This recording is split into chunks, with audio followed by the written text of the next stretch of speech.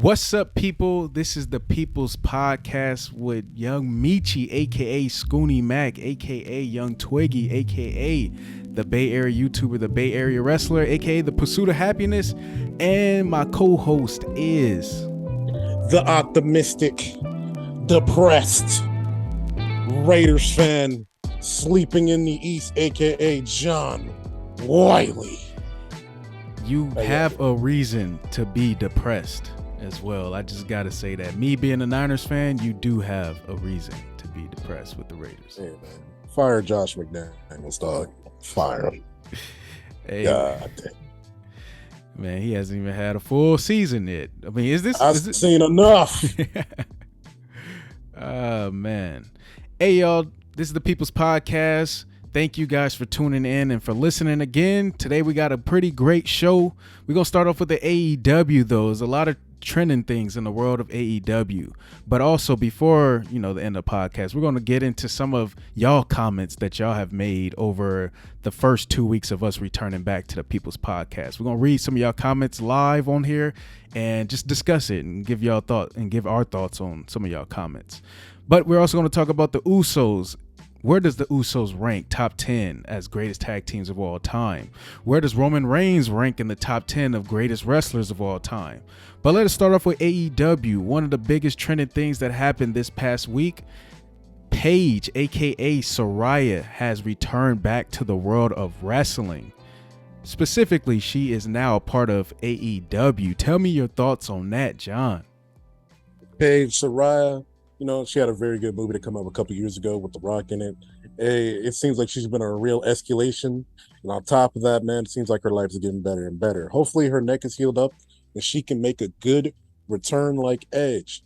All I just hope is that nobody Googles her. And then to keep that following, I hope that AEW treats her right.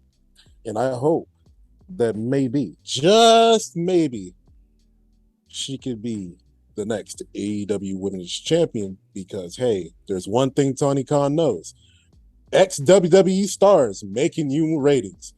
That is a truth. Maybe she could become the TBS champion and she face Jade. It's interesting for me. I wonder if this means that she's actually returning back in ring. Does this mean this is an in-ring contract? I would love to see her back in the ring. But I want to just say also for Paige, aka Saraya, congratulations on your return back to the world of wrestling. I know when she got injured and she had to kind of pretty much retire early for the most part, it wasn't on her own accord, similar to Edge. So I love when wrestlers are able to come back and able to, go about it the way they want to go about it, end off their career the way they kind of want to end off their career with their own say into it.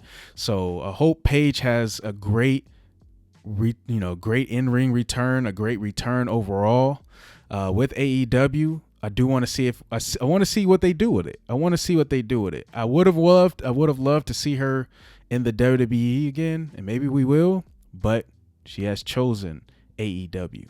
So we'll see. We see how that goes. Another thing happened this week. Chris Jericho, your favorite wrestler, Chris Jericho, who was on Defend This Wrestler last week, is now the Ring of Honor champion. Tell me your thoughts on that. He has defeated Claudio. Highly unnecessary, highly terrible, bad for business. Don't do it, man. What are you doing, man? Jericho don't need a belt. He just needs rivalries. Putting the belt on him, I don't know, man. Especially since AEW owns Ring of Honor, that Ring of Honor belt's gonna get diminished more and more over time. It's just only a matter of time, dog. And Jericho getting the belt, I feel like it's a positive thing, but I feel like it's a bad thing because it's like Claudio has had the belt for not too long, and I feel like we could still do more with it. You know what I'm saying? Yeah, this one is an interesting one for me. I'm a fan of Claudio, and matter of fact, one of these days, I feel like we got to discuss who are the most underrated wrestlers in the world, and he's definitely in that list to me. I think WWE should have kept him, but they let him go, and he betted on himself. I actually watched an interview of him recently, and he talked about just pretty much having to bet on yourself. Maybe he felt like WWE just wasn't willing to take that, allow him to get to that next level. But I kind of agree with you. I don't think it was necessary. I don't think Chris Jericho needed to become Ring of Honor champion. Maybe it's not based on need, but him defeating Claudio, it just kind of seemed, I didn't expect that one. That one caught me off guard. Chris Jericho has the Ocho, like he been saying, but I don't know. I don't know how I feel about this one. I loved seeing Claudio as the Ring of Honor champion, and but now Jericho's he's leading that, and he has that championship. The great Chris Jericho. Even knowingly, I just don't like Jericho. Like I said, I think it's a positive he has a belt because there's a big name star holding that belt, which is a positive. It's just, why did it have to be Jericho? You know who should have got that belt and held on to it for a bit? Daniel Bryan. But that is neither here nor there.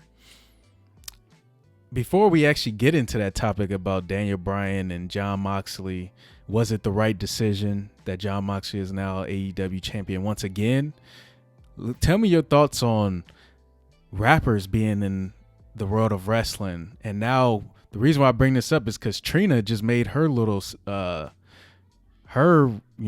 guess she had her little shot in AEW. She had her little moment.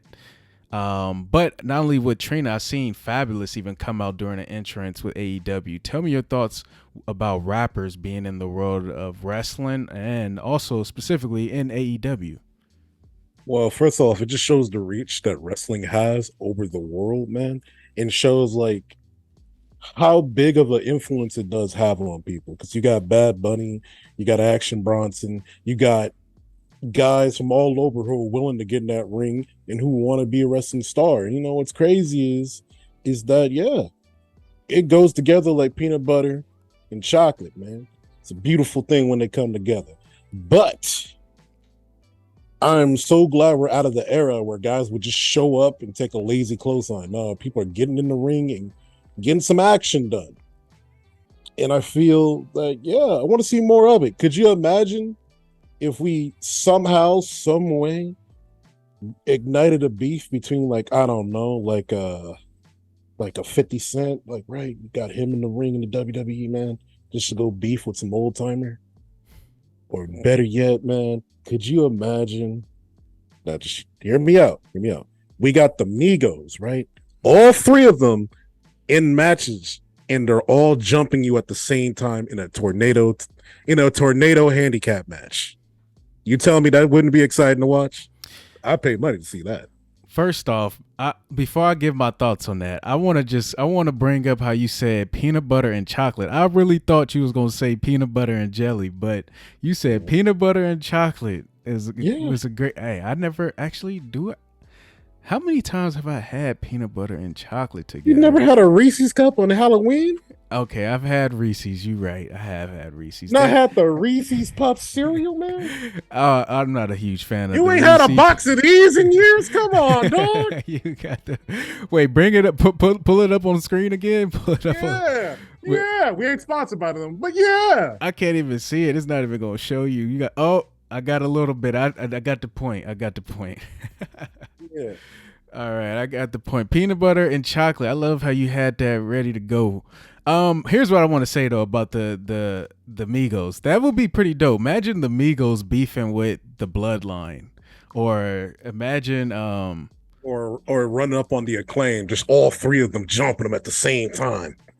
Or even imagine you said 50 Cent. Imagine 50 Cent at Crown Jewel facing Goldberg. Stop. If that's the coin, man. Hey, man, 50 might have to go back to them 2000 days, man. Just pull out the Glock and just let me stop it. I don't think Goldberg can take a shot like that. Actually, no, it's Goldberg, man. For all we know, bullets might bounce off. We don't know. I know, like all these years, he done came out during his entrance, and the sparks been just hitting him and all that. Goldberg ready. He can wear some bulletproof. He could do something. But I want to say this. I love that rappers are more involved in the world of wrestling. I gotta say, Bad Bunny forget just him being a rapper. This dude is a dope wrestler to me. Like, he got to be the greatest celebrity wrestler I've seen so far. Even over Logan Paul. I don't care what nobody say. Maybe that's a debate for another day. Tell me your thoughts, actually. Who do you think is a better in-ring wrestler, Bad Bunny or Logan Paul? I would say Bad Bunny for the two performances we saw, and it's like, bro, it's back to back. I would love to see him around. On top of it, he had a cool song with Booker T. Logan Paul though is like right behind him. Like I'm talking, he is on his tail, and because every time Logan Paul comes in, he gets that. Well, I expect this guy to be trash response for me every single time, and he just, you know, exceeds my expectations. So hey, man, if anything, it's a real crime that they're both not in WWE 2K23 at the same time. It's a real crime. I'm looking for some more like top-notch rappers too that's at the top of the game right now. But shout out to Trina. Trina doing her thing. She's one of the greatest of all time. I mean, but who do you want, like as rappers wise, to come out there on and get in that ring, man? Who do you want? what if it would be an interesting one because Kanye is so controversial. He will add so much to the WWE, or he would have to do it. Have to be like a WrestleMania moment or something like that. But he could be on a rival with like, I could even see like Kanye being a rival with like the Miz. I could see the Miz doing that. Ooh, the amount of shit talk would be immaculate. You know what I want to see? Like, I know you don't watch AEW that much, right? But I would love to see Darby Allin and like Lil Wayne come out. And it's going to be like, and we're going to make like a crazy stipulation. It's going to be, I don't know, kick flips and head kick stipulation where they come out with boards and start going to town on people. That would be pretty dope. I'm not going to lie. I want that. I want to be the first person that bring Lil Wayne into the world of wrestling, though. To my people, podcast fans, just on a side note, Lil Wayne is my favorite rapper of all time. That is the GOAT to me. That is the GOAT. So I want to be the one to be able to bring Lil Wayne into the world of wrestling. But if Darby Allin was able to get to it first, that'd be pretty dope, though. I'll be a fan of seeing that.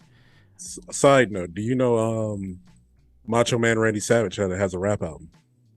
Do you also know that 50 Cent promoted it? What? I did not know that. I have listened to that entire album. There's only 2 good songs on that entire album. Out of like, I think like 11 or 15, 2 good songs. And it's the one where he's just talking shit about Hogan. I love it. Oh, you know it's funny. It's so easy for the WWE to be able to capitalize on bringing more rappers into the world of wrestling. All you got to do is bring back the Doctor of Thugonomics, John Cena, and have him go into a big rivalry against Kanye West, against a Lil Wayne, against a 50 Cent. You know what? The world will go crazy with that. Or even we don't need to see Snoop. I'm sorry, like Snoop is dope. I'm a huge fan of Snoop, but Snoop is so skinny that I won't be. Well, Snoop don't need to be a wrestler. Make him a manager. We know he can talk. Yeah. We seen him on his podcast. We know he can talk. Snoop can do anything. So yeah. Besides hopping that ring. Yeah. I was like, in my mind, I was like thinking, like, imagine there's like a new Authors of Pain coming out, and it's like it's the Authors of Pain plus you got the Doctor of Thugonomics and 50 Cent on the same team, all bulletproof vests on. And every time they win or every time they come in, they cut a promo talking mad ish about their opponents. And I think the greatest apex of this could be them against Hit Bro or the Acclaim. Gotcha. Yeah. I mean, I want to see it even more. They need to bring more rappers, more artists into the world of wrestling. Man, I feel like there's so many different things you can do with that. So I want to see more and more of that in the WWE. So Triple H, listen to me. Matter of fact, you sign me up because I got too much ideas. We got too many good ideas. So go ahead and sign us as well. But that is a great idea. Bring some more rappers, entertainers into the world of wrestling. Get some more rappers though. Some rappers. Like, come on, bring the Lil Waynes, the Drakes, the T.I.s, You can even go newer age with Lil Baby and all of them. That would be pretty dope. The Yeah. Baby, he looked like he'll actually kind of wrestle though. So Oh shoot, or if not, he'll actually fold somebody. I'll be a good shoot match. yeah, Oh, yeah. if I'm not mistaken, the Swerve Strickland, um, tag team champion at AEW. If I'm not mistaken, he has a Grammy. If I'm not mistaken, let me fact check this real quick. Give me a second. You know what would also be pretty dope though. While you're looking that up, I don't know how people feel about this. Tell me people in the comment section, how would you feel about this? Just to get like at a crown jewel, just to get some type of like celebrity and try to put some more light of the media on that event. How about you bring back Goldberg one more time and you have him go against Mike Tyson? Tell me what you think about that. Goldberg versus Mike Tyson. What would you even? Come on now, people. Am I not bringing up some new dope ideas? And they Yeah, like, man, ain't you're good. nobody trying to see that. Well, I can't 100% fact check that he has a Grammy, but he was at the Grammys. I can confirm that. But did you know? Remember when we were watching those random CZW videos? Yeah. Did you know that he was in those videos? We just didn't know who he was. Mm. Yeah. Swear Strickland. So yeah, man, that man put in the work. He put in the work. Swerve Strickland, isn't he from the Bay too? I don't. Uh, Let us see. No, that boy's from Tacoma, Washington. Tacoma, never mind. He the furthest away from the Bay. I don't know why, but he has a lot of people from the Bay Area that like I know that are current, up and coming wrestlers that follow him. So shout out to Swerve Strickland, but yeah, definitely want to see some more rappers in the wrestling game. But that being said, since we're already talking about AEW, let us move on to Jon Moxley. He is the new, once again, AEW World Champion, defeating Daniel Bryan this past Wednesday. Was that the correct decision? Let me know. I say that is the best decision you can make as far as like you and a company going. Like that is the best decision you can make. Reasoning being is that one, Jon Moxley is your guy. He got his name built up in your company. He didn't go under Dean Ambrose. He went under his name and has been the guy for you. And I believe that this was the best possible choice you could make. Y'all, we didn't know what was going to happen with CM Punk being the champion, but hey, man, that is either near or there. A bad fumble, in my opinion. But we're now here and we're now in a good spot. And having him go up against Daniel Bryan, I think that was another fantastic idea. The match is all right. I enjoyed it.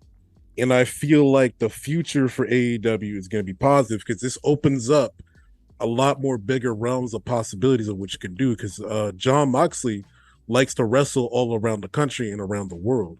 So a very good thing that could happen is AEW going to New Japan and having a couple of matches.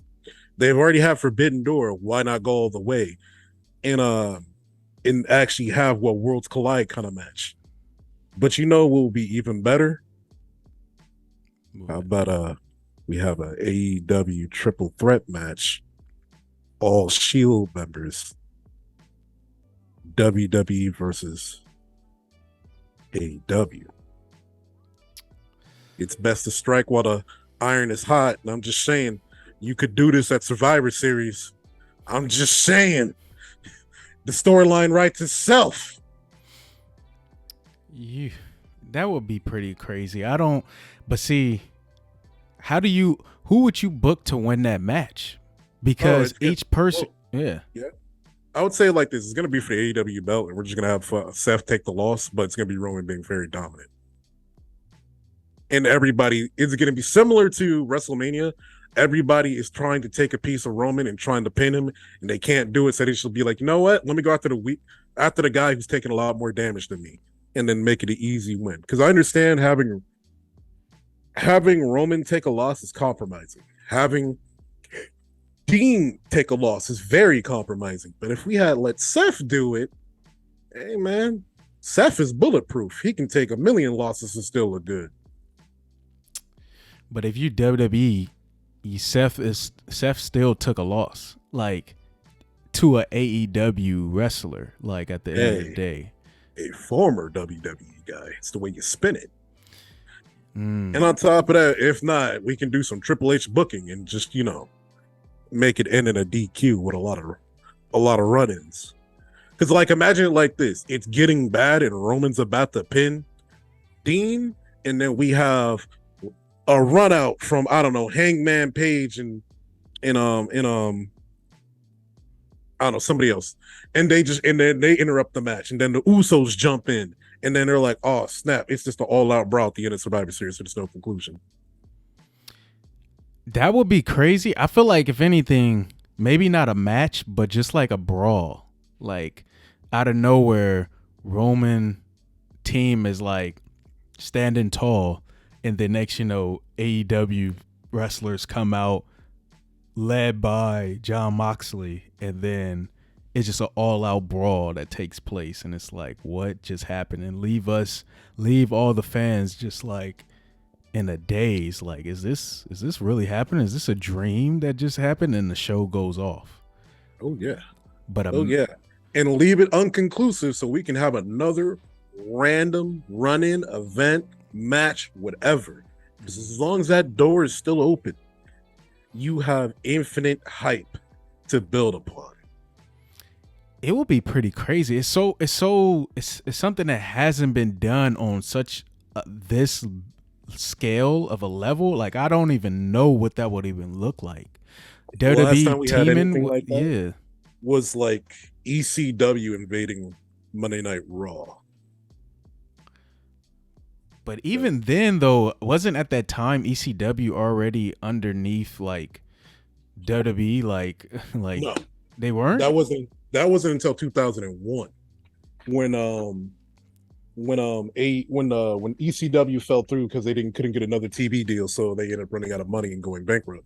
This is back in the 1990s. I want to say 97. Mm. And this is when Sabu was doing hardcore matches on Raw. Mm. Yeah. That's wild. That's wild. That'd be crazy. It would bring so much eyes on the wrestling world, though, which would be great. But it's like, it's something that I just can't even fully imagine, though. I'm like, what would that even look like? But I also want to say this. I feel like John Moxley is a great champion. I don't feel like you go wrong with having him being the AEW champion once again. I just personally wanted to see Daniel Bryan become AEW World Champion just to see where that would go. How would that even like? But I don't feel like it's a horrible decision or a bad decision that AEW went with John Moxley. I personally would have went with Daniel Bryan though. No, I agree. Just another question is, does Daniel Bryan need the belt? It's another good question. Does he? I personally don't think he does, but I feel like at some point he does. You do have to put the belt on him just for that credibility. Like, Yeah. it's Daniel Bryan. Like, I mean, seeing all these wrestling guys who came from the WWE has become champion for the most part. With the top notch guys, John Moxley, CM Punk, Daniel Bryan. He's a top notch guy. He needs to become champion. If not, then you're just kind of I don't know. I feel like you're kind of wasting that momentum that he can have at being that top guy. Exactly. And I feel like you were safe with both options. I believe the better option was John Moxley from a company standpoint, because I feel like that just ushers in a new era of what's going to happen next. And like I said, I feel like if you want Daniel Bryan to be your champion, I say let him be the Ring of Honor champion. Let him. Gotcha. But before we move on to the next topic, and I want to ask this, is a championship relevant for a storyline to be great? But before we get into that topic and then we go on to the WWE topics, let us take a quick break. And then when we come back, we'll talk about, is a championship relevant for a storyline to be great? And also, I want to say this too. Let us know in the comment section, people, what do you feel like? Should John Moxley be AEW World Champion, or should have been Daniel Bryan? Let us know how you feel. But let us take a quick break. So hey, you, the wrestling fans I'm talking to, you. Hey, I'm curious. What are y'all into, man? Do y'all like sports? Do you like I don't know. Do you like video games? Tell me. Are you guys interested in what's coming for the future? And I mean the future of sports video games. Because I feel at the bottom line is that we're coming to a new age of good games. Because that 2K23 NBA, ooh, it's looking good. Real good. We finally hit that fine realm of clunky and realistic gameplay. And I can't wait to see what might happen. Let me know, what's your favorite sports games? Hey, it can be WWE. It might be that trash AEW game coming soon. Let me know how you feel about it. And hey, man, if you see me online, Roman playing 2K22 online, you know, hit me up. Try to challenge me. I know y'all ain't gonna win. You know what I'm saying? But yeah, drop your favorite games and comments and down below. Let me know. And we're back from the break, and let us discuss, is a championship relevant for a storyline to be great? Tell me your thoughts on this one. I honestly feel that you do not need a belt to make a spectacular storyline to be great. I feel what that belt does bring to a storyline is it's the easiest way to drive a narrative. But without it, you can get a lot more interesting stories to be told. And then you'll get some of the better wrestling matches to come out of it. I like to think of like a simple wrestling story that was great with no belt needed was Kurt Angle versus Shawn Michaels, where it was just two dudes getting at each other trying to prove who is better, me or you. And we didn't need a belt to prove that. And I feel like it's important to make the belt in wrestling the main thing you want to go after because of the fact it gives everybody a want and cause to be here and be the driving narrative. Because once you get that belt, you get fame, you get status, you get money, your merch starts flying, and then on top of that, the spotlight is on you. But I feel like if you can have a storyline where you don't need a belt and everybody's encapsulated about your every move, then hey man, you got something even just as good. And so I will say I think it's necessary to build somebody up, but once you're there, I don't feel like it's not necessary. You can just really put it on anybody else at that point.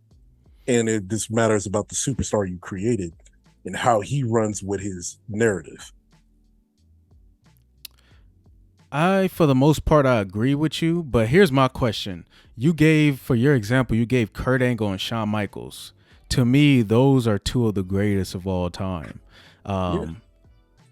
But can that be done by someone that's not on their level? Like, we're talking about Shawn Michaels, we're talking about Kurt Angle. Shawn Michaels arguably the greatest of all time, and Kurt Angle top 25, maybe top 50. So. Okay. Well, I'll give you another example of this. Remember Kevin Owens versus Seth Rollins back in COVID? Mm-hmm. That was a very interesting storyline of pure aggression and disdain towards two guys. And I was encapsulated by that, and I wanted to see what happened next.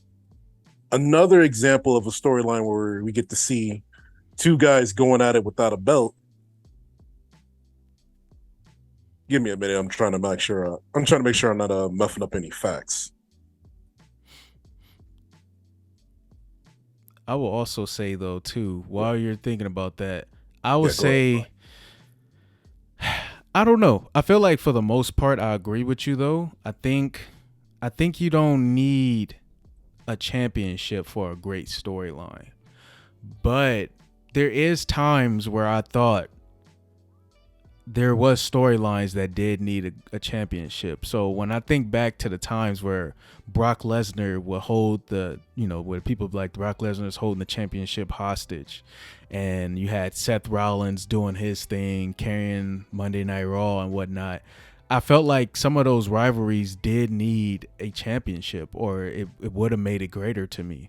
But the fact that the championship wasn't there, it did play a huge part of me being like, I don't know if I really want to. I'm not that invested as much as I think I would be, because this man is putting all this work in, but yet it's not for any championship belt, and the championship belt is not being defended. So when you look at it from that standpoint, then I kind of look at it and be like, it is necessary, um, but obviously there's a lot of examples where there's been like my favorite match of all time, practically the greatest match of all time, the first WrestleMania match between Undertaker and Shawn Michaels. Their storyline wrote itself because of over the years of just them being a part of the company and them crossing paths multiple times, and then to go on, and then the streak itself was a huge storyline. So you didn't need the championship, anything that had to do with the streak. You didn't need a championship. Undertaker was practically the match everybody wanted to see still, and he didn't need a title at all. But that is the Undertaker, and that was the streak. How about this? Like Bret Hart versus Stone Cold wasn't a belt on the line, but it helped elevate Stone Cold to another level. And narratively speaking, it was able to make Bret turn heel after that. Yeah. So I feel once you did that, now Bret was able to be a heel, and he was able to get some very good heel work. And this is when we learned Bret could actually talk pretty well. It's just, he was just being the heel. And on top of that, you're able to tell a very compelling story because, Bret wanted to fight the best in the company, and that man was Stone Cold Steve Austin. Yeah. So yeah, you definitely don't need a championship to tell a great story. It's just there's been times where I've been like, I feel like Seth Rollins is the perfect example. Like he's been in great storylines and great matches, and he's been probably the best wrestler in the WWE. We're just talking in ring, but he hasn't had any title reigns, and I'm just like, for people like him, they need to get that man a championship. They need to figure out a way to get that man a championship, because I'm like of course both of the titles are being held by Roman Reigns right now, which is deserving, and which is gonna do something great for whoever's gonna become champion after Roman, which I believe is Cody. And I just feel like Seth Rollins deserves something though too. When you're putting on great matches, having great storylines without a title, some point in time we got to put a title in there. So shout out to Seth Rollins though. That's just my little shout out. My shout out of the day for Seth Rollins putting on great matches. But let us know, people. Yeah. Is a championship relevant for a storyline to be great? What were you going to say? Oh yeah, no, I was gonna say, hey man, like kind of like piggyback what you said, man. Seth Rollins versus Cody Rhodes, very compelling. It was a very good storyline. I think the matches carried more of the weight, but still, you didn't need a belt. You didn't need a belt in sight to make that work. Everybody need to listen to that pitch I said a few podcasts ago too. Somehow, some way, Cody Rhodes and Seth, like if they were to split up the titles, and Roman would just become SmackDown, world champion, and then somehow he loses the belt, the Raw World's champion. Man, the storyline writes itself. We need a Seth Rollins versus Cody Rhodes at WrestleMania. That's if they don't do the Cody Rhodes versus Roman, The Rock, and all of that stuff. But that's just my input of the day. But let us move on. Let us move on to the greatest tag team. Oh, did I already say they're the greatest tag team? The Usos. Where do we rank the Usos on the top 10 list of greatest tag teams of all time? Let us know, people, what your thoughts is as well. But go ahead and start us off with this, John. Where do you rank the Usos as greatest tag team list? I would say they're encroaching top 5 territory because athletically speaking, damn, they can do damn near anything. And on top of that, they've gone on nonstop runs of just being very good and putting on very good matches. I think one thing that I think fans can't help to understand when it comes to these guys is, even though they're winning all the time, their matches are still very much worth watching, which is the biggest thing about them. That's what I think gives them a little bit of the edge over the Young Bucks. The only reason why I don't hold the Young Bucks in that high regard is because they do a couple matches where it's a little bit nonsensical and things aren't going anywhere. But we'll see what the future may have for the Young Bucks in them.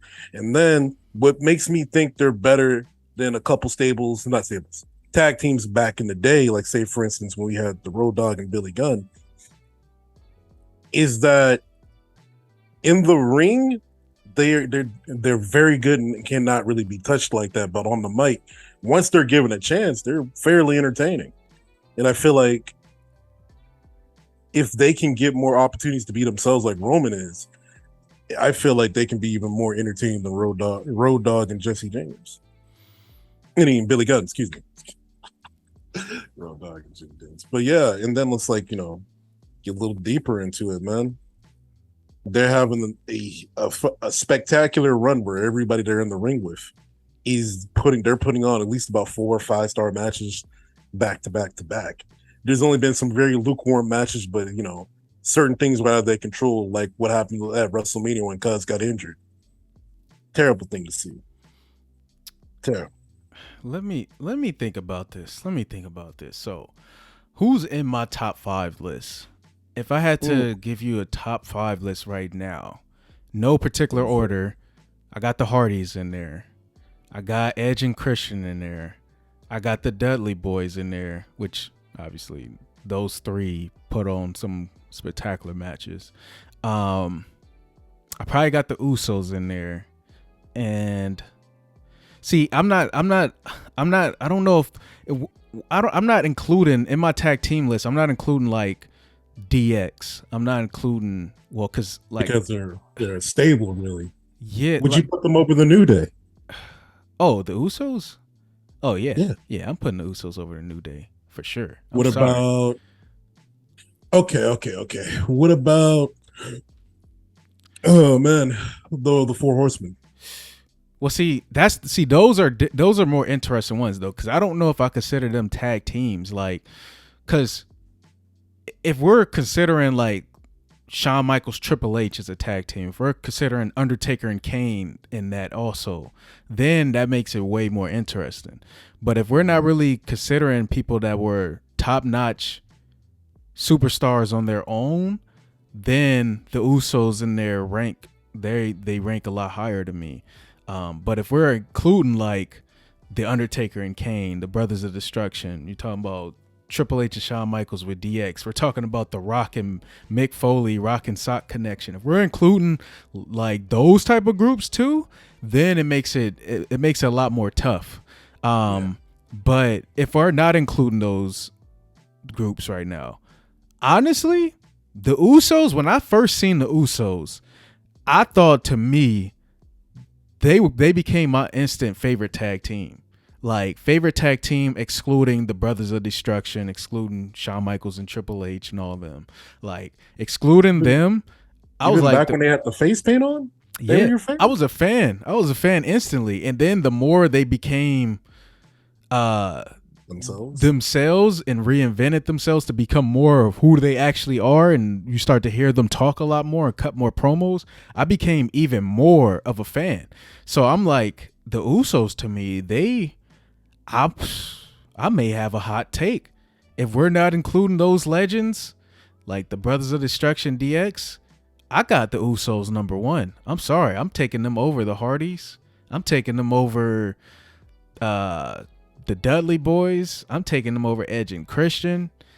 The Usos is that dope to me. To me, they rank with any of them. And I can go and debate any one of y'all in the People's Podcast, any one of y'all that's listening right now, watching this. I'm willing to debate. What have the Usos not done? What have they not done? I feel like the only guys that can really like challenge them like in tag team is like FTR. To me, those are like the 2 guys in wrestling that the WWE should let go, because they were virtually the best tag team stable in WWE before they left. And now in AEW, hey man, every time they show up, they're a big problem, they're a big deal, and on top of that, they put on very good matches. I just think the style of AEW is somewhat what's the best way I can put it? When you give them it's like this. When you give them too much freedom, you kind of look stupid at times. But yeah, I feel like that's the only tag team at the moment who I could say, but like that's on the level with the Usos. Yeah. Yeah, I mean, I'll piggyback on that one. FTR, I feel like they should have never got. Man, that's crazy. Most of these AEW superstars come from the WWE. Like, man, WWE got some stars right now, and they let some people go. But I'm just saying, like, I was a huge fan of them too, because man, around that time when they were in NXT, I was like, man, they didn't get too much love when they got to the main roster, but on NXT, they were definitely, to me, instantly like they can have a Hall of Fame career. But they didn't get as much love on the main roster when they moved up. But yeah, man, I got the Usos. I got the Usos. They number one to me.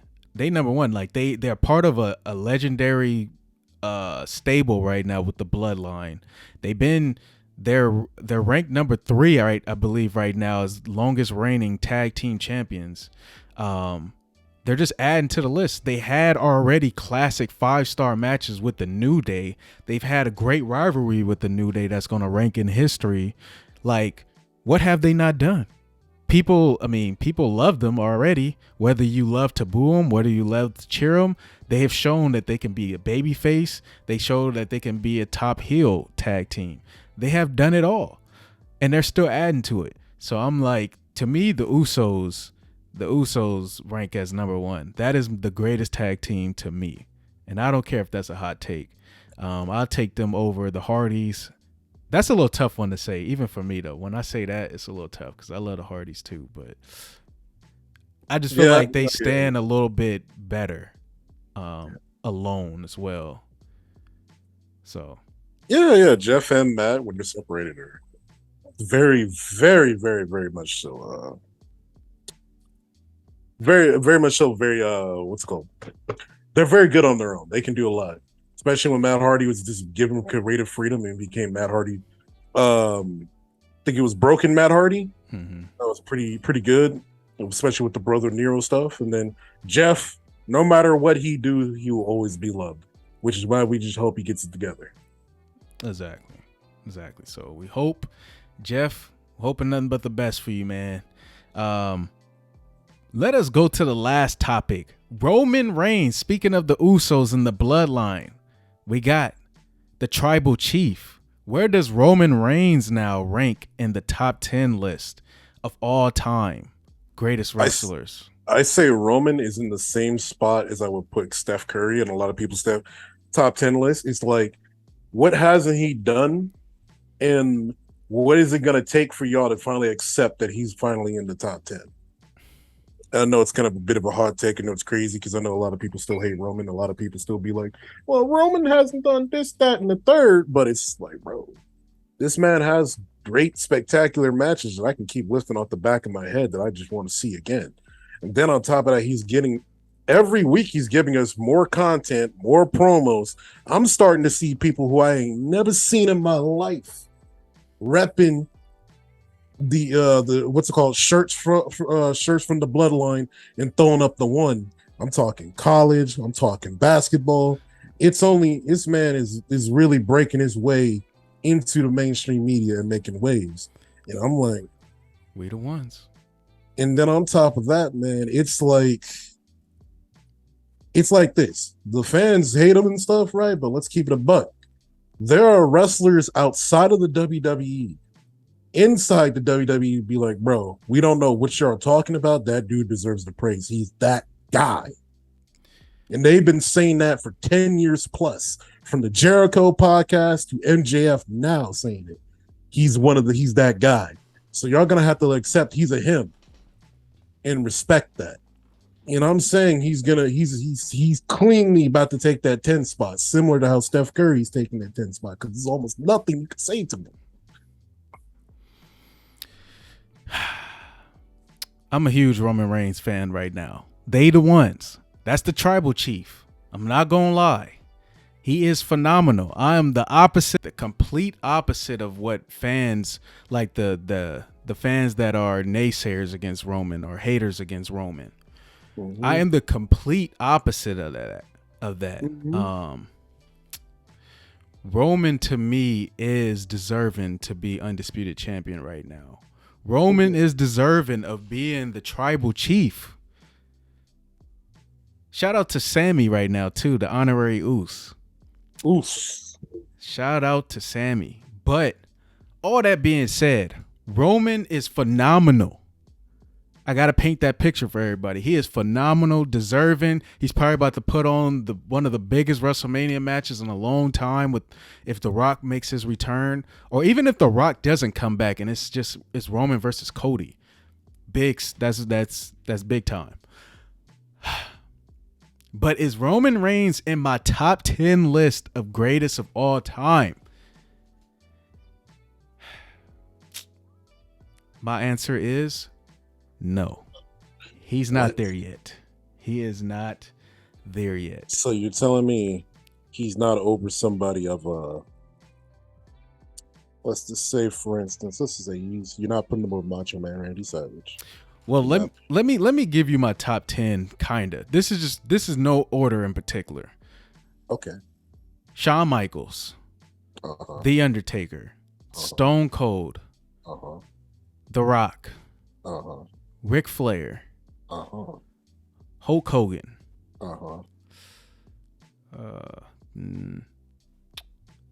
Okay, once I get to that 6 mark, from 7 to 10, this is no particular order still.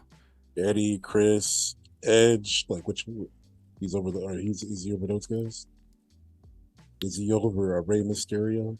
Randy, oh dude, what did I put Macho over? Man? To me, he's eclipsed Goldberg because I hate Goldberg. Would you put him over a Brock? Would you put him over a? I know for sure I'll put him over Chris Jericho any day of the year. Would you put him over a CM Punk? Would you put him over a? Let's see here. I'm not putting him over Chris Jericho yet. Shoot, I'll do it right now. I'm not putting him over John Cena yet. We can't even act like John Cena's not a part of this as well. That is true. I'm not putting him over John just yet. Would I put him over Brock? Ooh, that's a good debate right there. Know what? That's gonna be one for next week. We're gonna have to add that in there.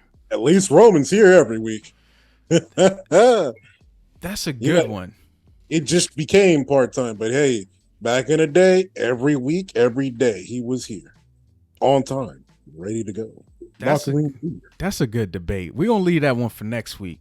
Who had the better career so far, even though they're still competing, even though they're still adding to their legacy, Roman or Brock Lesnar. I need more time to think about that one. But I'm not putting Roman over Triple H. Come on, the game. Let's not act like Triple H hasn't been deserving of this man. This man went from just a wrestler, then to becoming a Hall of Fame wrestler. Just stables. DX, Evolution, and the man is now running the company. Like, come on now. I can't put Roman over the game, Triple H yet. For me, I can't put Roman over a guy like Antonio Inoki, where he has a cultural impact on Japan. So much so that his waves are still felt today in at least wrestling. And for me, Roman is in the top 10 spot because I can honestly put him over people that a lot of fans might be like, well, this guy's way more better than him. Like, no, stop, bro. I definitely can. Would you even put Roman over Randy Orton? Well, here's the thing, because I like to reorganize my top 10 list a lot due to the fact I'm learning a lot more about wrestling as time goes on. So, this is why I keep saying Roman's in that 10 spot, and it depends about how to fill out the rest of the number 9. The 9 to 10 spot. And this is why I keep comparing him to Steph Curry, because it's like what else does he need to add to his resume to convince you or you people at home to get him in that slot? You know what I'm saying? Yeah. What else does he need? Does he need to go out there and go, I don't know, wrestle LeBron James or beat Floyd Mayweather in a fight? What does he need to do? I understand that, yeah. For me, Randy has a dead zone in his career where it just felt like he was doing the same thing every week, and it felt very bland. It felt like 3 out of 5 matches every week. Then at the same time, though, I get reminded when Randy was just a monster running out every week and terrorizing Triple H and Stephanie McMahon. I know you remember that match where he had triple cuff to the ring, and he was just over there trying to harass what's it called, Steph, and Triple couldn't do a thing about it. I know you remember that. I gotta answer for you with that though. I Yeah. feel like Roman has to do a little bit more in terms of making an impact and kind of like pop culture in a sense. Like when I think of the greatest, like, because to me Roman is not going to be the greatest in-ring wrestler. He has to his greatness has to be, he has to make more of an impact. When I think of like, because when I think of the greatest, Shawn Michaels is on my list because Shawn Michaels is just the greatest, probably in-ring wrestler of all time. Oh yeah. Mixed in with he can talk, mixed in with he hit pop culture with DX. Like Shawn has done it all, and greatest matches. Like then I think of The Rock, the connection The Rock has been able to make. We don't even got to get into that. Ric Flair, the connection he's been able to make. Hulk Hogan. It's just so much down the line that we can get into. So that's why I look at Roman in our time period. I feel like he's phenomenal. I feel like he's great. I feel like he's now hitting his stride, but I feel like he has to do it a little bit longer and have to make a little bit more of an impact on the culture. I respect that because I'm like thinking you wouldn't put Roman over a Bret Hart. Yeah, I'm not putting Roman over Bret yet. I'm not putting him over Edge. I'm not putting him over Ray. I'm not putting him over Eddie. He got more impact. I'm not putting him over John Cena, The Rock, Undertaker. Now, is that you? Are you saying this out of bias, or are you just saying this because this is what you know? I just feel like he hasn't made that big of an impact as all of those wrestlers that I just named just yet. Like, all right. Because I'll give you with Eddie. Like, hey man, Eddie, that man is special. This and Ray, that man is also super special. You got Rey Mysterio getting referenced in other wrestlers' gear.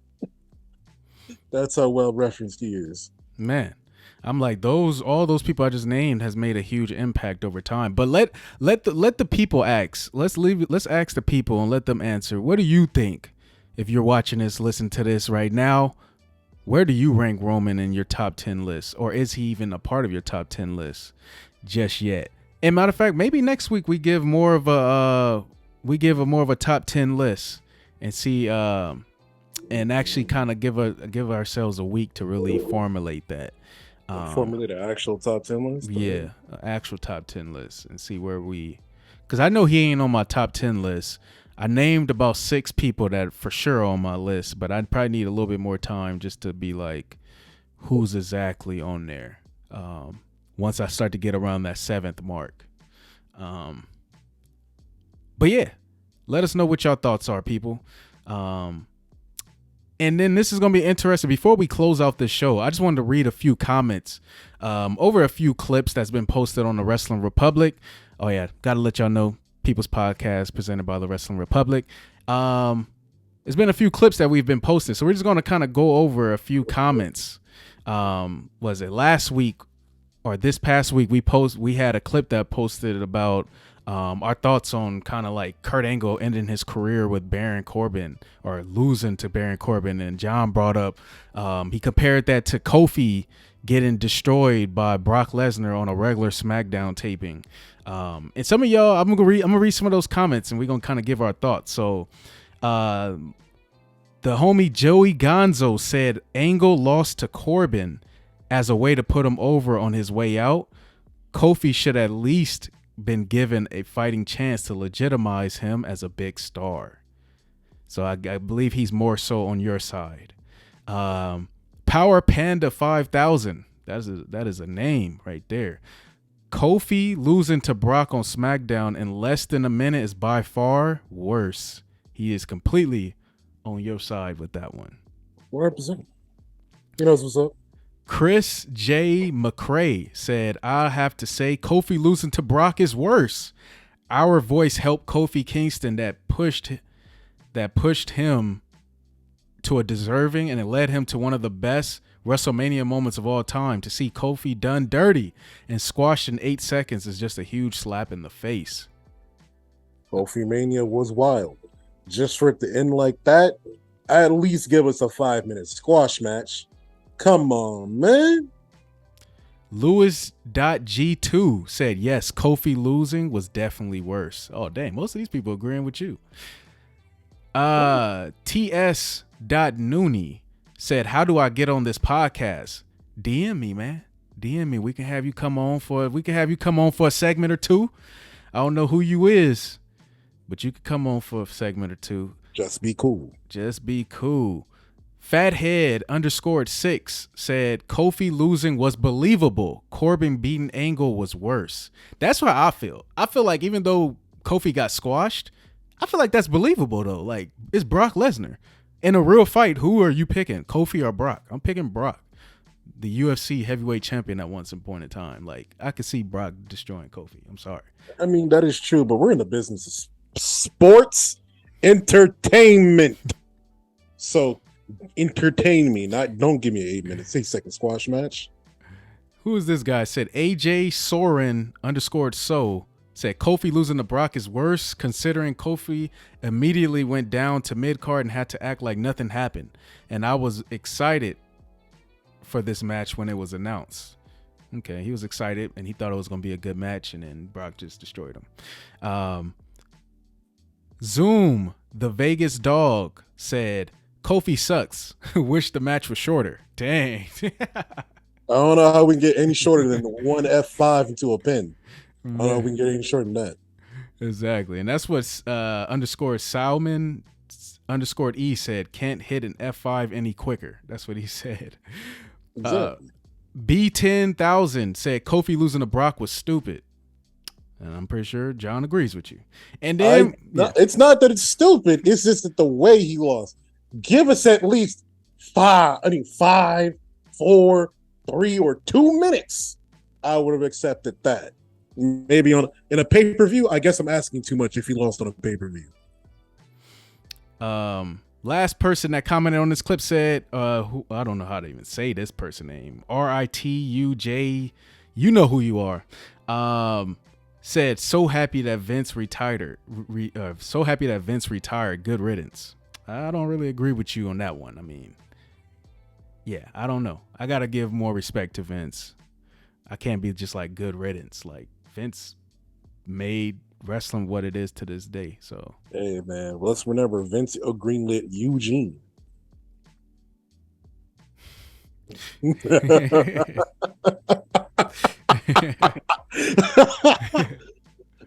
let's not get too ahead of ourselves now. There was some sheer negatives to come out of the Vince run. He ain't bulletproof, man. He getting shot. And next week on the podcast, we're gonna go over even more of the clips, but I feel like that's a good time. We was able to talk about, we went over about I think 14 comments. So next week we're gonna go even more comments on more clips that y'all talked about. We're gonna even talk about when John cut a promo. I know some of y'all said some things on there too. We're gonna get to that. But you got any words for the people before we go? Not to the people, but to a very, very, very certain and special organization near and dear to my heart. And yes, we're going to be talking about the Oakland Raiders. Excuse me, the Vegas Raiders. Because they're always going to be in Oakland in my heart, man. But the Vegas Raiders, hey, man. Y'all got, I want to say at least about 10 more games before I take this hat off for good. We finally have a good team. We probably have the best wide receiver in the league. And then on top of that, we have an all right quarterback and an all right defense. And you're telling me we lose every game close like this or just not win at all? Hey, Josh McDaniels, you got one more week, bro. One more week. One. If you lose again and you lose in the same factor because you want to take your foot off the gas or you can't figure it out, hey, dog, it's cool. It's cool. Get Rich Versace back in there. He'll take the job. Or just let Derek Carr do all the play calling. Y'all, this is the sorriest team in the league right now, and we should be a lot better than this. Way better. And that concludes the podcast. Y'all have a nice Sunday. And I want to say this to all those Raider fans out there. What do you come to expect? Y'all suck. I'm sorry. And I'm a Niners fan. I got to say this. Shout out to the Bay Area. My Niners is about to play tonight. Sunday Night Football. Get ready. The Niners with Jimmy G. I ain't always believed in Jimmy, but at the end of the day, I mean, he's all we got. So I kind of got to rely on Jimmy G, and hopefully he could take us to the Super Bowl. To all my Niner fans out there that watch wrestling, salute to you. This is the People's Podcast. I am Young Meechy. That is John. We see you guys in the next episode. See you guys when we come back. Peace out. Hey, I got a promo to cut on you later. Don't worry about it. Don't worry about it. It don't matter. They won't see it. Peace out. This man.